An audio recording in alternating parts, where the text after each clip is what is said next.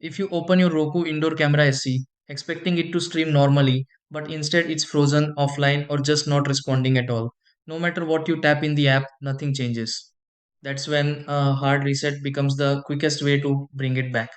These cameras depend on stable connections and internal software, and when something glitches, like after a network change or update, the system can get stuck. A hard reset clears everything and forces the camera to start fresh, like it's brand new out of the box. It's simple, but the timing and button hold matter. Let's walk through it cleanly so you get it right the first time. Try these. 1. Keep the camera plugged in and powered on.